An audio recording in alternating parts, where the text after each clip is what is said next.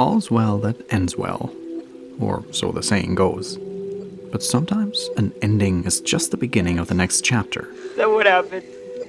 What do you mean? I mean, what happened? What do you mean what happened? That's the end. How can that be the end? What kind of an ending is that?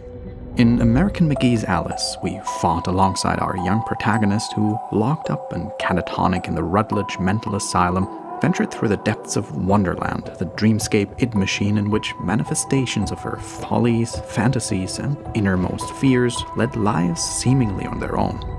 We met old friends from the Lewis Carroll novels and fought alongside new ones, battled against sinister adversaries and their totalitarian armies, and eventually confronted and defeated the Queen of Hearts, the ultimate manifestation of Alice's intrusive thoughts and mental illness.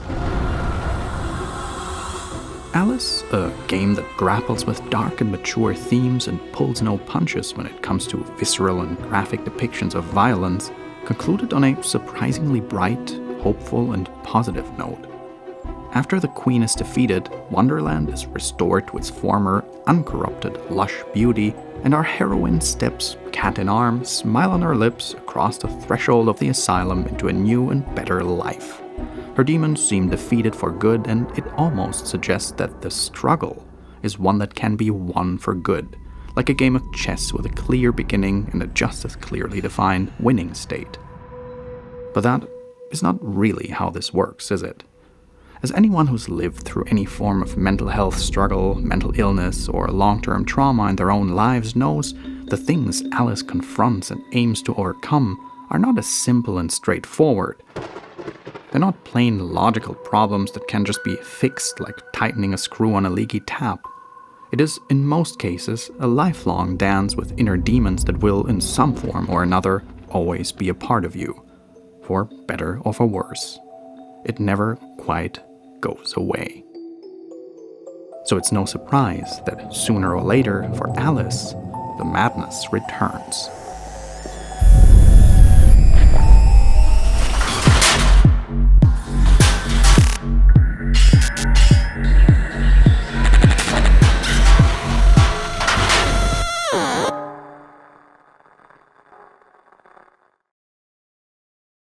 Alright, before we continue, a thank you to Honey for sponsoring the production of this video. So let me take a minute to show you what they have to offer to you.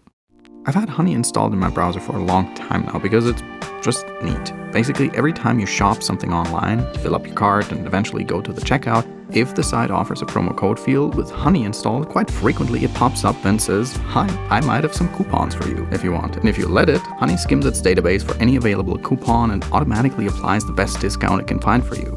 It takes only a few seconds and works completely on its own. Instead of skimming promo code website manually, wasting lots of time and most of the time not even finding anything, Honey takes care of that process for you automatically. It's completely free, and once installed in your browser, it just sits there in the corner and you can just forget about it until it pops up and gets you a promo code. I regularly keep having Honey pop up and produce me a code that saved me a good buck practically out of nowhere. It's just, yeah, as I said, it's really neat, is all I can say. So, as I said, you can add Honey for completely free to your browser, and now it's also available via the new iPhone Safari extension. So if you already have it on your computer, make sure to download it on your phone too, so you can save money on the go. So if you say, you know what, let's give it a shot, you can actually support me a bit in the process as well, if you install it via joinhoney.com/RagnarRox, or simply follow the link I put in the description. So, thanks a lot again to our sponsor and for your attention, and now I hope you enjoy the rest of the video.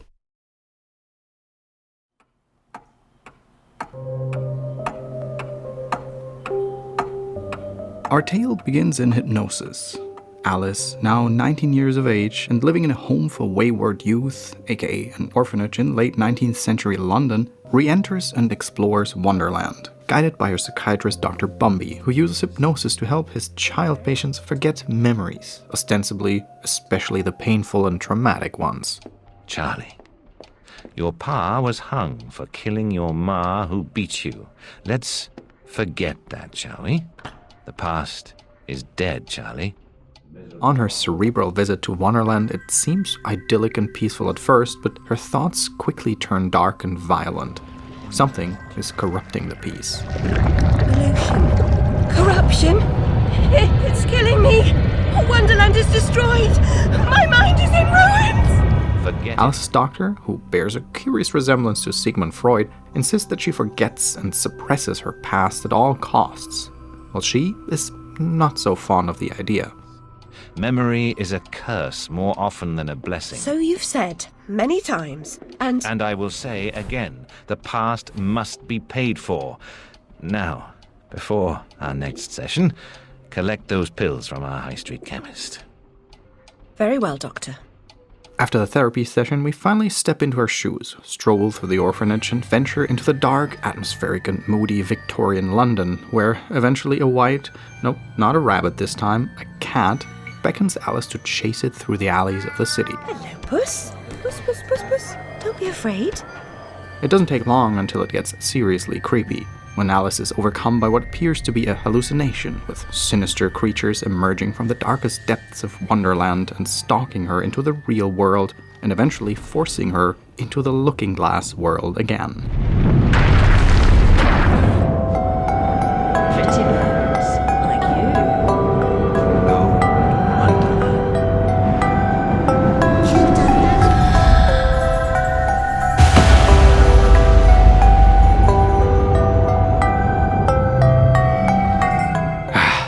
Home again. It's like putting on an old suit that still fits, literally, just with a few bloodstains here and there. Our old friend Cheshire Cat greets us after our arrival, just like in old times. Blasted cat. Don't try to bully me. I'm very much on edge. Perfect. When you're not on edge, you're taking up too much space. But the apparent serenity of Wonderland, just like in Hypnosis, is short-lived, as it's being corrupted and shattered by the infernal train, an entity that, for reasons Alice can't quite place yet, leaves a trail of ruin and devastation in its wake. The cat confirms that this train is not of this world, but in fact an outside source that threatens to obliterate and annihilate the very fabric of Wonderland. And so he urges us to do what you gotta do in therapy. Explore and face up to your past, which in this context means we gotta travel through Wonderland once again to seek out and confront old friends and foes, to learn about the true origin of the train, and hopefully to stop it.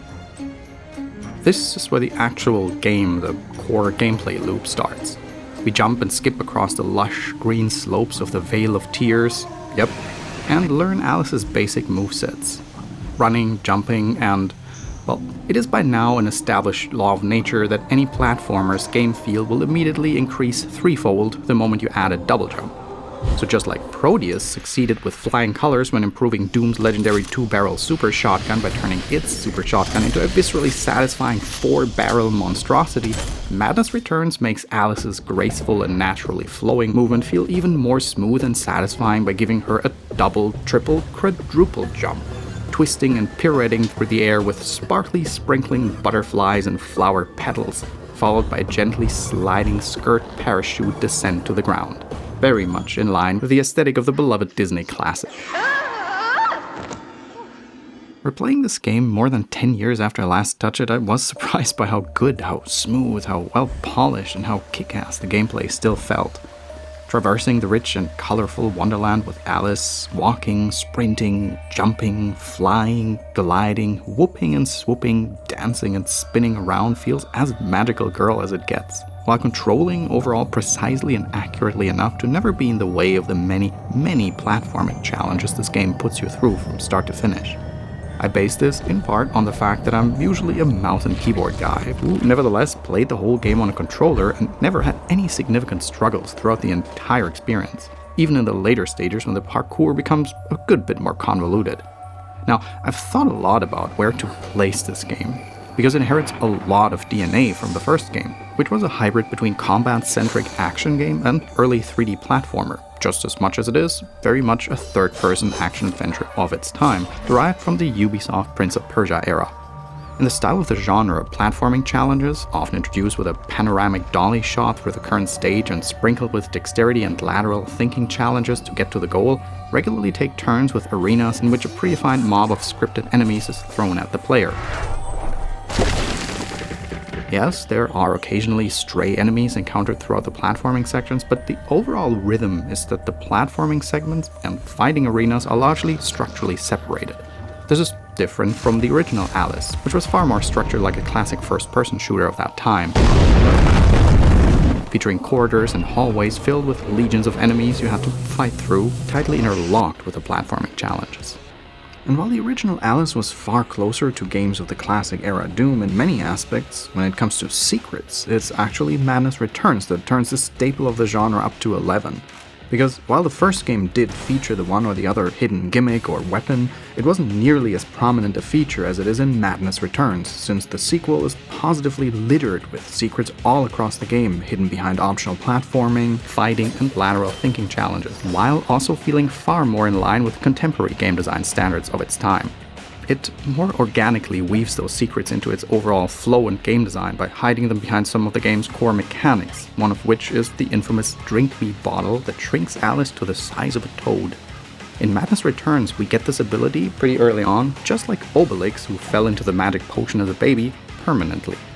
At the push of a button, Alice can shrink herself on the spot to make tiny crawl spaces, and Keyholes, the main guardian of secrets, instantly accessible, as well as gain shrink vision that allows us to see hidden messages and platforms all across Wonderland. So it's an interesting crossbreed that is clearly a descendant of the first game, while successfully making its formula work in a new, more contemporary framework. Alice's arsenal of tools and weapons, for instance, is designed with that same dichotomy as in the first game. Next to the legendary Vorpal Blade, Alice's primary melee weapon, with which she viscerally slashes her foes into pieces, common household items and playthings from the toy box, some of them even making a reappearance from the first game, are repurposed into regular instruments of warfare.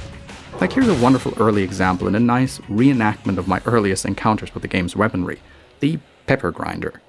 Not long after entering Wonderland, we encounter the first on our list of people to meet on our journey, the Duchess. In the first game, she was a major boss encounter, which ended with us blowing enough pepper into her nostrils to make her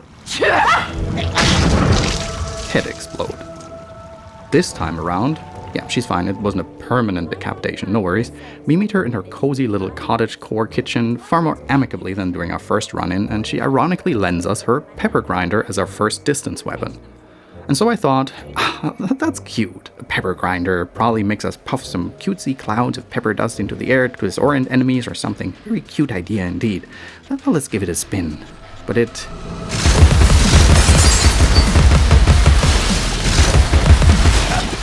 I was genuinely floored when I tried this weapon for the first time. Because contrary to expectation, this boomstick feels like a regular high-caliber hip-fired machine gun, with a milling lever inventively functioning as a Gatling hand crank. It's so loud and juicy and powerful and oomphy that you forget in a heartbeat that it's not an MG34 you're wielding here. It turns the combat into a real grind, though. Madness Returns pulls off this dichotomy to transform the cute and homely into something gritty, dark, and visceral without it feeling corny, with surprising ease, which has a lot to do with good game feel and incredibly punchy sound design. Smacking down the hobby horse as a war mallet, shooting exploding T-bombs from a tea-kettle grenade launcher, and blocking incoming projectiles with your Mary Poppins umbrella feels and sounds damn satisfying. Shots and impacts are acoustically mixed for maximum loudness, and to sensorially amplify impacts, the game uses 300-like short instances of momentary slowdown, which feels just absolutely kick-ass. I've been using that word a lot, but it makes sense, it fits. The pepper grinder is also tied to one of the cutest and most fun secret mechanics of the game, the flying snouts. They're quite often well hidden and announce their presence with a recurring grunt. So every time you hear this, you start scouting every inch of the board in search of the hidden snout. Then you have to shoot it chock full with pepper to bring it to sneeze, and let it reveal a secret. It's neat and clever and a fun diversion all the way through. And to me, this satisfying game feel and constant alteration of moment-to-moment gameplay challenge is what carried the game across the finish line, even if it's often said to overstay its welcome a bit. We'll get to that later. I want to share an anecdote to emphasize just how good the sound design of this game is overall, not just in regards to weapons and combat encounters. See, Whenever I record footage for a game, I usually either dim the music to barely audible or turn it completely off, so that when I cut the video, I can use the game's footage with game sounds in the background without music tracks clashing with the background music track of my video, right? So despite absolutely loving the wonderfully atmospheric soundtrack that was co-composed once again by Nine Inch Nails member Chris Renna, I played the game without any music, and you know what? I've never noticed that anything was missing. The soundscapes throughout Wonderland and London are so dense and always create the perfect ambience, from eerie to ominous to lush and vibrant to hectic and pulse-pounding, that it worked completely on its own merits. Never did it feel empty or hollow, which truly speaks for itself. I often think that about a lot of modern horror movies. So many films rely on non-diegetic elements like music and percussion to carry the entire spook factor and scariness. But if you put it on mute, it would fall flat. A good piece of horror media must work standing on its own 2 feet, without non-diegetic crutches that are not part of the universe portrayed on screen. And Alice, which is by all means a horror game through and through, pulls that off admirably.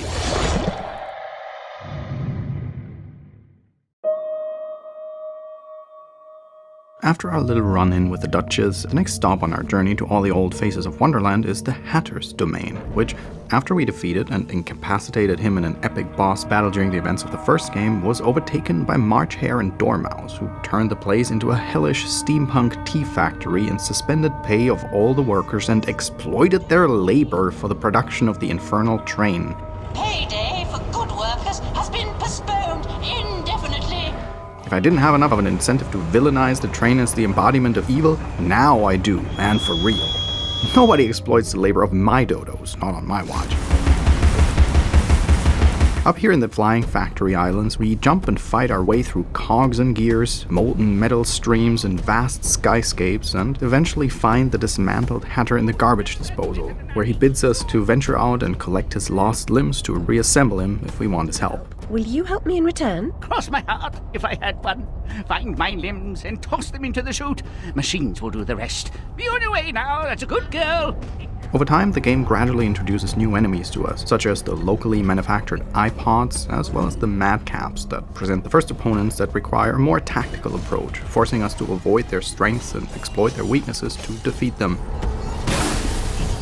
Now, one of the most obvious things to notice here is that Alice is not wearing her signature blue-white gothic version of the original Lewis Carroll dress design, but a flashy new steampunk gothic Lolita attire, fittingly dubbed Steam Dress, which is probably one of my favorite features of the game. Getting a new dress for every major region, all unique in tone and style, fitting to the setting, and all seriously iconic cosplay bait. Like I said in the previous video, that American McGee's interpretation of Alice is as if cardcaptor Sakura went full emo and traded her Mahou Shoujo uniform for threads from Hot Topic. And if that is so, then this iteration of Alice is the living proof that it's not just a phase, Mom. If you're goth for life, we all know this, so you better go all out. I have long been of the opinion that there is far too little actual alternative subculture representation in video games. So little, in fact, that every title that somewhat accurately depicts facets of it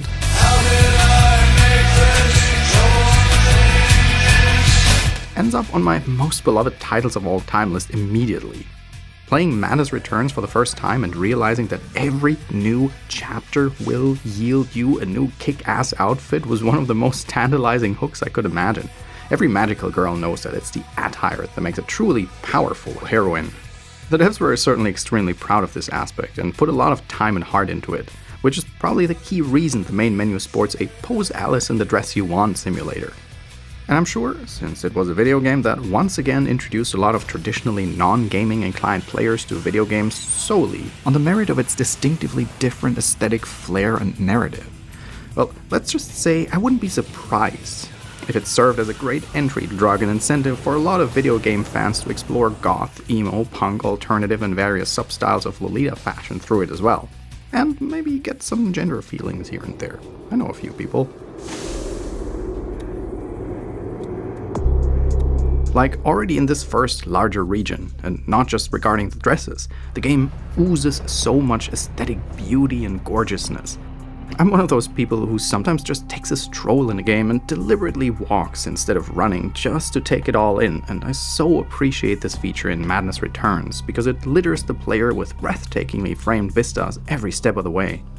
When I'm trailing across cogs and gears past moody, cloudy skies with floating factory islands in the distance, glide through the aurora-illuminated Antarctic regions of Tundraful, step across the ocean's floor into underwater dwellings dressed as a mermaid, when I'm ascending the peak of the Oriental Grove in front of an ominous kanji-raining sky dressed in a kimono-inspired silk maiden gown, when I enter the dark and ominous remnants of the medieval burg of the Queen of Hearts in this kick-ass card game-themed attire, my personal favorite by the way, every step of the way I find myself just taking it in, serenely strolling through the scenery because it's just so damn beautiful. The game is now over a decade old, but its gorgeous locales keep taking my breath away. Despite 2 new console generations in between, allowing us massively higher amounts of polygons to render and incredible mega shaders and ray tracing and whatnot, this game is one of my favorite examples of how aesthetics will always triumph over pure graphical fidelity. But I'm getting a bit ahead of myself. At the end of the Hatter's domain, we're left with nothing in hand really, because during the final showdown, which surprisingly doesn't end in a giant mecha fight as it suggested, but with their construction just embarrassingly falling apart, I really wonder if the mecha fight was initially planned and then scrapped sometime in development when they realized it was too much to pull off. Anyway, in this cutscene the Hatter ends up actually killing Dormouse and March Hare in their attempt to attack us with their giant mech. Yeah, not just here, I definitely got some mild Yokotaro vibes at times in this game. So now, sad over their demise that he caused, the Hatter ends up not being in the mind to keep his word and share the information we need with us because he's obsessed with holding one final tea party with his dead comrades before the whole factory gets flooded with boiling tea and everybody supposedly drowns or boils to death. The end.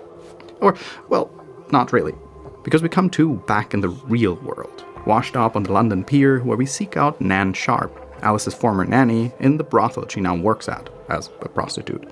We enter the place and find her sobbing on the floor after a violent confrontation with her pimp. Alice, fierce as she is, sees this and immediately intervenes and just as immediately gets knocked out by him before he sets the whole place on fire. Out cold? Quite literally, as it turns out, Alice gets sucked back into Wonderland yet again and descends like a comet into the icy depths of Tundraful. Madness Returns is to American McGee as Alice what The Lord of the Rings is to The Hobbit, where the original, Alice, was a tale that kept its scope small, contained, and comparably homely, merely brushing on the notion that we're on a journey of epic proportions. Madness Returns goes all out on all channels. The presentation and aesthetic is, as I've mentioned, across the board opulent and grand, and the visuals regularly invoke a feeling of vastness far more than the previous game, which has as much to do with the technical capabilities of the time as well as with pure artistic prowess that comes to play here. Narratively, more than anything, the game's structure, this back and forth between Wonderland and London, with the 2 places eventually bleeding into each other, tries to tell a tale of equally more epic proportions. More than just the small, self-contained inner struggle of the protagonist, we're introduced to a greater cadre of characters that all played a key role in Alice's life outside Wonderland, and in the central mystery and MacGuffin of Alice's quest to uncover the truth behind the fire that killed her family. Like her alcoholic caretaker Mrs. Witless, who used to extort money from her, Mr. Radcliffe, the Littles family lawyer, who weirdly enough stole Alice's stuffed rabbit from her during her time in the orphanage, and most importantly, her psychiatrist, Dr. Bumby, and his secret role in the whole affair. Each of these characters has a corresponding chapter in Wonderland that is symbolically tied to their significance in the mystery, and at the end of which we meet one of the Wonderland characters of the first game to unveil another shard of the grander mosaic. Like how the Antarctic ice of Tundraful leads us to meet Mock Turtle on his pirate ship, with which we escape to the bottom of the ocean, ending up in dreamy underwater landscapes, traversing a sunken shanty town, and eventually the theater where we meet the carpenter, the walrus, and the oysters from the original tale. And since we're dressed in a siren costume reminiscent of mermaids, the whole region thematically fits the real-world brothel named the Mangled Mermaid, where Alice's old nanny now lives and works. At the end of the chapter, when the infernal train ravages everything once more, the carpenter sends us on the trail of the caterpillar, who resides on the mountain of the mysterious east, which we have to ascend while allying ourselves with the oppressed origami mantises, battling against the menacing army of samurai wasps in duels that feel positively Kurosawa-esque. The theme of this landscape is tied to the little family's lawyer who was obsessed with the culture of the Far East, which influenced and represents Alice's unconscious connection to him.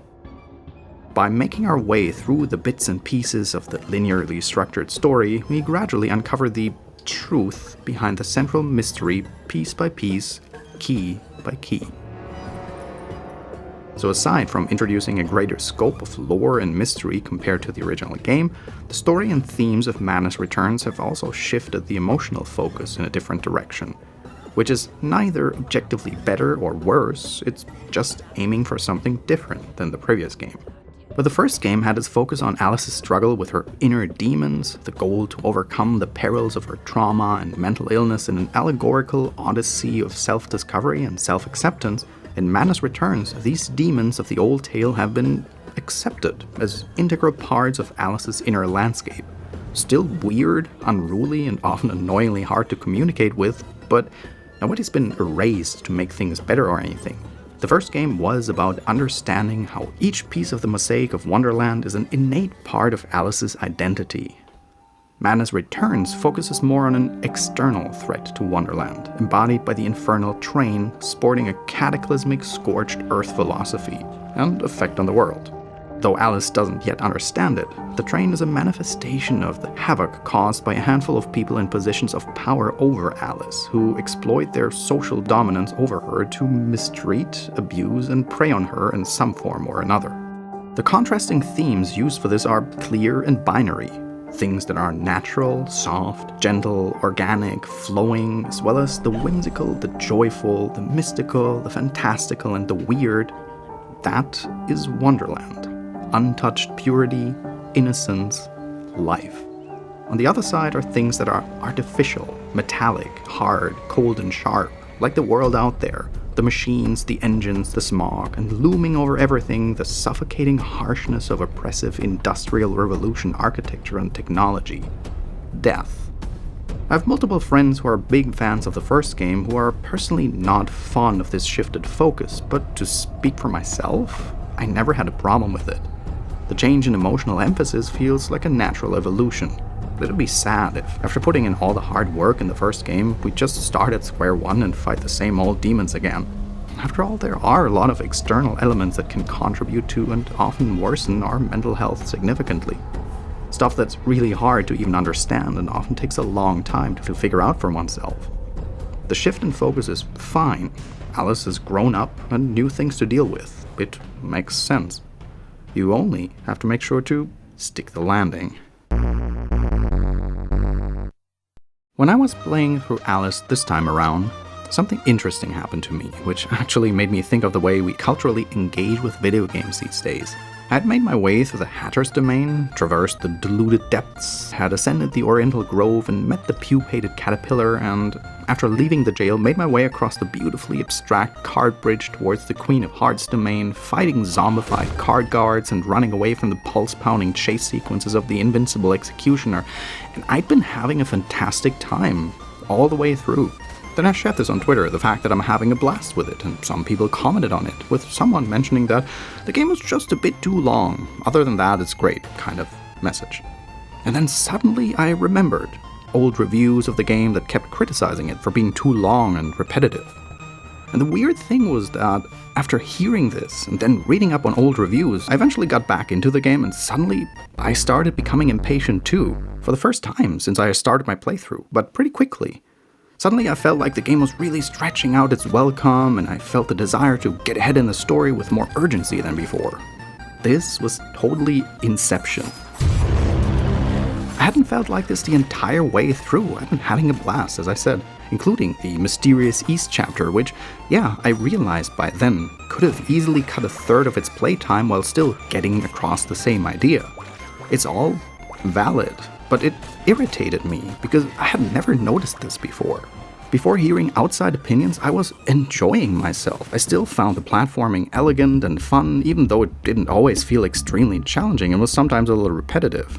I kept having a lot of fun with the fights and how visceral and punchy they felt. And even though the game keeps introducing new enemies and attempts to create new challenges by confronting you with new combinations of enemies, a lot of the fights did feel like I had done them before, but it never felt like boring repetition to me because I enjoyed doing them until someone pointed out that I'm supposed to feel impatient now.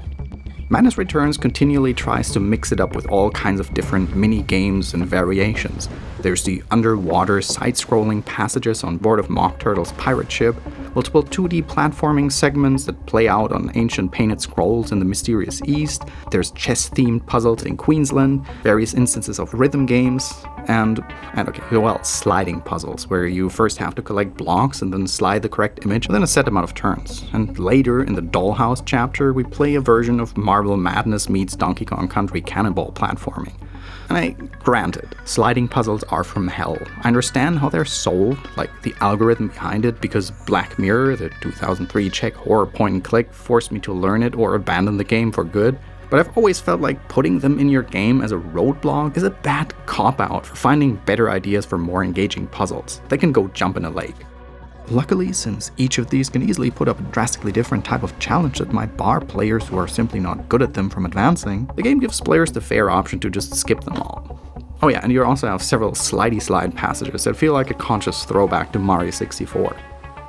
And yeah, granted, none of these minigames are anywhere close to perfect by any means, and at times there's more instances of them, especially of the sliding puzzles, than needed, making them overstay their welcome a tad.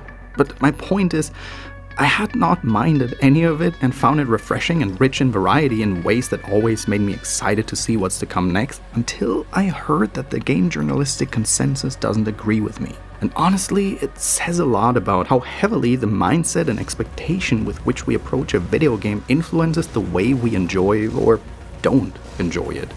And it's not easy these days, especially when playing games that are hotly discussed at the moment on social media, to avoid the discourse and enjoy a game the way it's used to be, well, without wanting to sound like old man yelling at cloud, before the internet. When your pool of opinions was restricted to a very small group of friends who might have played the game before you, and other than that, you approach it completely unbiased, and far more easy to impress, honestly. I've actively tried to recultivate this mindset over the past years when it comes to games. People who follow me might have noticed by now that I rarely focus on taking a game and shitting on whatever I can find to shit on because it makes me sound smart and knowledgeable and powerful, but that I try to focus on finding the joy in the games that I play and feature here. Because the time and space I have to talk about games on here is very limited, so why spend it turning things sour that you might otherwise love? So anyway, if you pick up Madness Returns, which just returned to Steam by the way a few days ago, my suggestion is try doing it as much on your own terms as you possibly can. This is a game that received mid-70s scores by critics, but that users rated much higher on average. It's another great example of why I hate numerical scores, because the reason why so many people rated it much higher was because it meant so much to so many people that this game became more than just a fun romp to them. Which it is, it absolutely is a fun romp, no question. So if you've never played it before and watched this video until now thinking, you know what, I'm gonna give this a spin, then I'd say do it now. Because I'm about to break character and go a little bit into what exactly it is that made it so important to so many people, and where it, in my humble opinion, sadly missed the mark a bit by a few yards. Yes, you heard right. I, professional game gusher, notorious good-humored video game nerd, am going to criticize. And for that, I will have to disclose the final twist at the end of the game. There's your spoiler warning. Alice Madness Returns is a true blue horror game. It might appear like a common action-adventure story with a dash of horror and macabre elements added for seasoning throughout the first chapters, but the further we get into the story, the more every facet of it becomes darker, eerier, gorier, and more sinister altogether. The Queensland, formerly the final stage of the first game, is now in disrepair, falling apart, and the previous guards have been turned into fierce and menacing zombie abominations. The burg itself is desolate and becomes more horrifying, putrid, and organic the further we venture into the literal heart of it all. When we eventually get to the Queen herself, we're met with the revelation that she's embodied by none other than Alice's sister Lizzie, or rather Alice's mental protection of her, who reveals that the fire that killed Alice's family, her sister included, was actually started by none other than Alice's psychiatrist, who snuck into the little house at night and physically abused Lizzie before locking her in and then setting the whole place on fire. Yeah, there's a twist for you. Now, I've actually talked with a good few people about the Alice games leading up to this video duology of mine. As I mentioned in the previous section, I know several people who loved the first game but had some issues with the sequel. I noticed through these conversations that those who were diehard fans of the first game for its encouraging meta-narrative about the perils, trials, and tribulations of mental illness felt disappointed by this change in direction Madness Returns took here, because it does shift the emotional focus.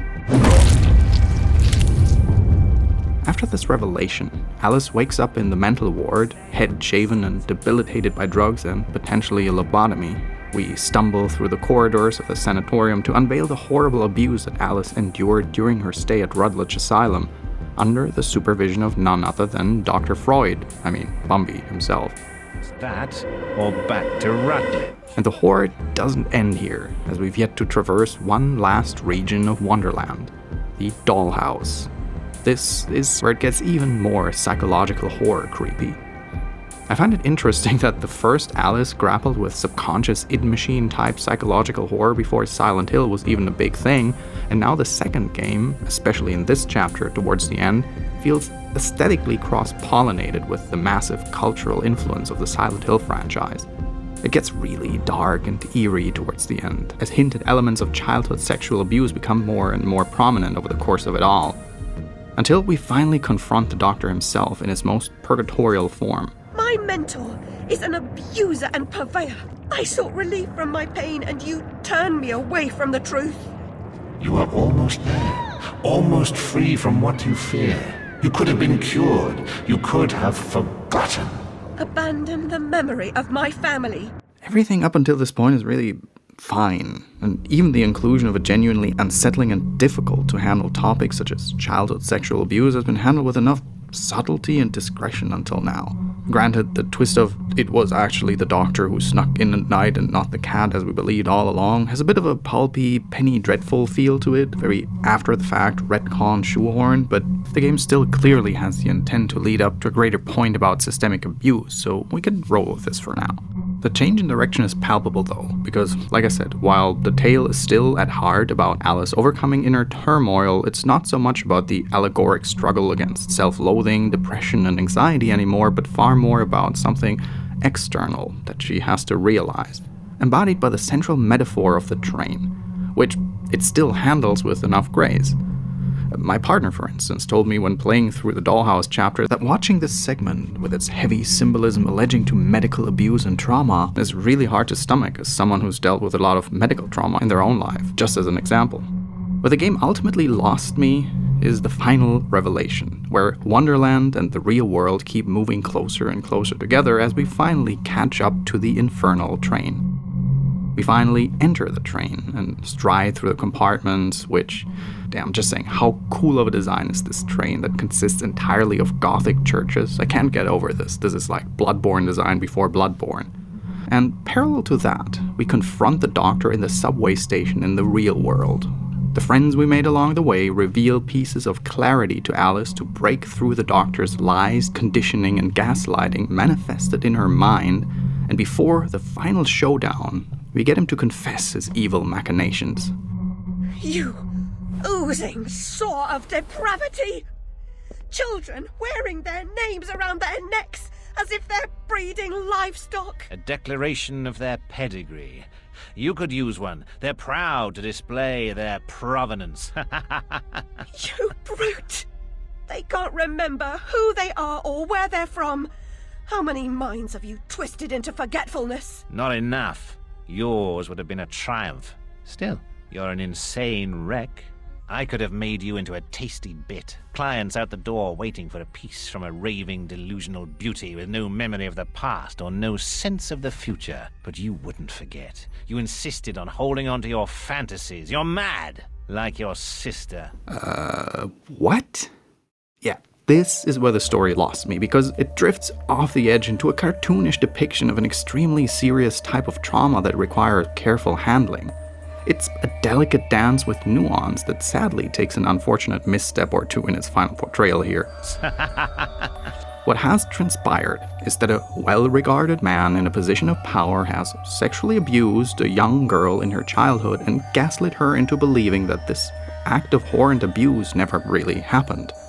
So far, a stark portrayal of a very real phenomenon that happened to too many people, extremely fitting for the central villain in a story that's at the core about systemic abuse of power. If the game would have stayed its course, remained a last veil of vagueness, and left things more up to interpretation, everything would have been fine, I think. But the Alice games, both the first and the second, have always had the tendency to spell out most of its symbolism for the audience, instead of leaving things cryptic. And that is also, all across the board, fine, nothing wrong with that. It's never been done in a way that harms its message and its emotional impact on the player.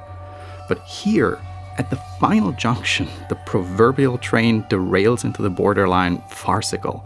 By taking this extremely delicate situation and then portraying it as a very literal conveyor belt of mass-produced, hypnotically indoctrinated child sex slaves, risks making these things feel like an InfoWars tinfoil hat conspiracy theory. I'll beat your goddamn ass, you son of a bitch! You piece of shit! Oh.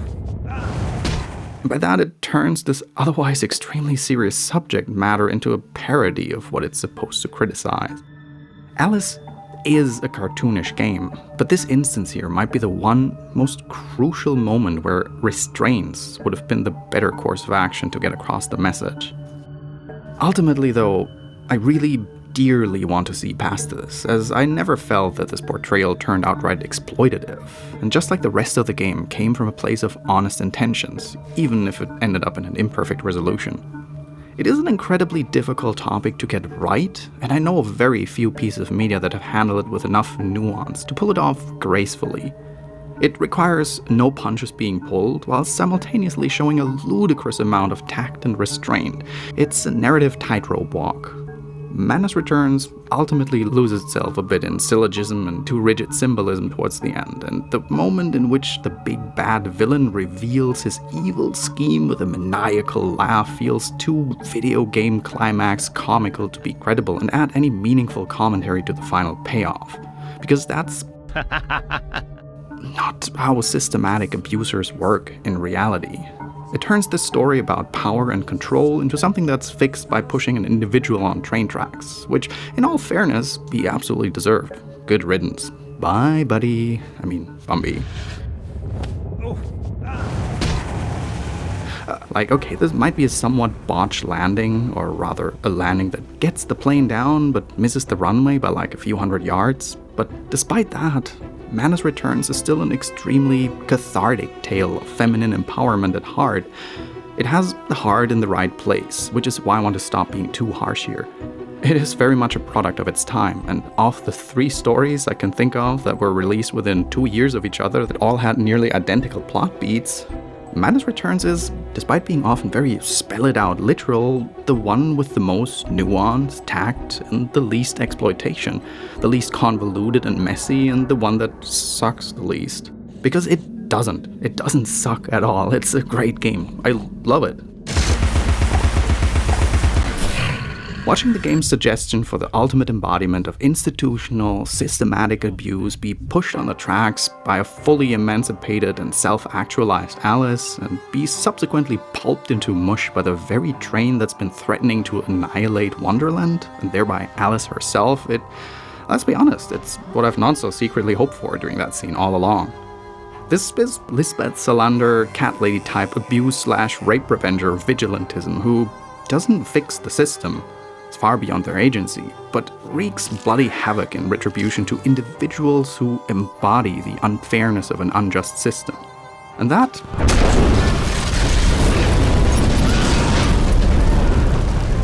just feels good.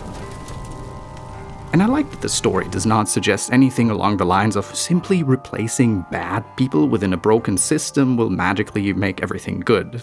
This isn't Harry Potter. But in the final moments, when we see Wonderland bleeding into London and becoming Lunderland, when we see Alice breaking free from her shackles, the brainwashing, the indoctrination, the lifelong trauma, and reclaiming her memories, and by that her true identity, it's only just a milestone on the road ahead. There is no finish line. The road goes ever forward. Do your best, Alice. You can only do your best. You can always do best. I appreciate Madness Return for what it tries to say here. That the world is full of those that prey upon the weak, the freaks, the misfits, the outcasts, who try to violently suppress that which makes us different. Because deep down, they fear us. Our otherness is a force that, once unleashed, holds the potential of true and meaningful change and improvement. The promise to shape the world into a better, brighter, fairer place for everyone. And as we know, an ending is just the beginning of the next chapter. Forgetting pain is convenient, remembering it agonizing. But recovering the truth is worth the suffering, and our Wonderland, though damaged, is safe in memory for now.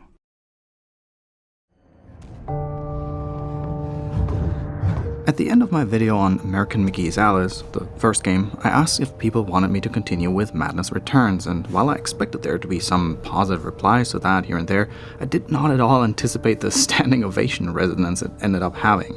So many people who were incredibly excited for a video on Madness Returns, including American McGee himself dropping a comment, so that was cool. For so many people out there, this game really, really means a lot and is dear to their heart.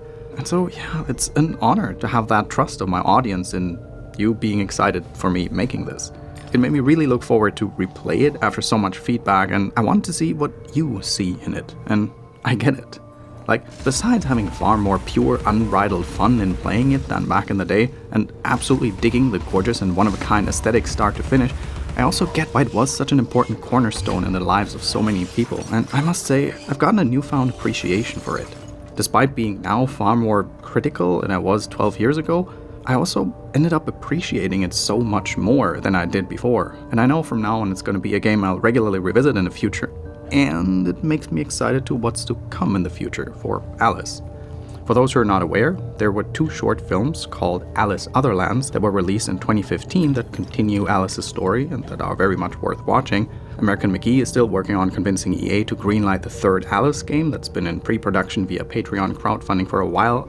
And between the last video and this one, he announced that there's gonna be an animated TV show of the American McGee's Alice universe in production. Screenwritten by none other than legendary Snake voice David Hayter. He's a fantastic screenwriter, so I'm surprisingly optimistic here. But yeah, so that's where I'll leave you off for now. Thank you so much for watching me talking feature length about these wonderful games, and if you enjoy my dissections of old games, indie games, horror games, and combinations thereof, then I'd be super thankful if you considered pledging a monthly donation over on Patreon to support this channel. It's what kept the light on for all these years. Thank you so much, and a special shout out, as always, goes out to these top tier supporters. Baruga Dono, Thwagam, Chris C, Lawrence E. Buben, Laird Wakala, Corey Marr, Samantha, Kevin H. Yang, Agustin Ortega, Dr. Haley Isabella Colley, Tlebin, Refkins, David Zelenak, Billy Lott, Jin Hansen, Catherine Escobar, Kenan Ward, Kyle Lee, Hippo Hobbly, Nikod the Brave, Cordelia Crescendo, Isabella Stoner, Casper Ram, Max Macula, Tara Flops, Nineball 9606, Swiss Hack Mod, Gehennas, Kerry George, Neil Snowden, Hunter Crawford and Margaret Strawn, Vasily Prokhorov, Dylan Labonte, Matt Gretton, Amber Wiggins, The Spiral Architect, Shannon Blue, Chuck Taylor, Morgan Kay, Dana Rosa, Tabby, Terry Collins, Boris Bügling, Federico Rocha, Thomas Brunner, Ian Rhodes, Mura Casardes, Lillian B., Ronan Crom, aka Daniel 242172, Starina Abramson, Giselle Almonte, Raul Blanco, Nathan Gillig, Space Admiral Vivi, and Uziel 1447. Until next time, ta-ta!